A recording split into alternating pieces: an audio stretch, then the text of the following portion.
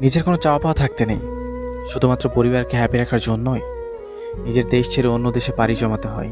হ্যাঁ, এটাই প্রবাস।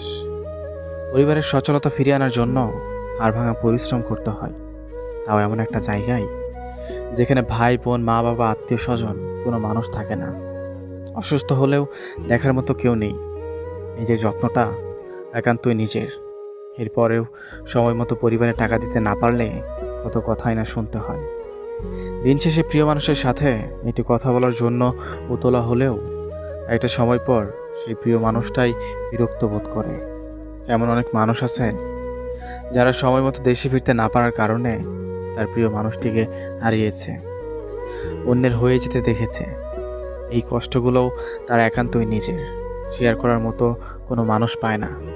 এরপরেও মাসের শেষে তাকে বলা হবে, এই মাসে একটু বেশি করে টাকা পাঠাতে পারবি?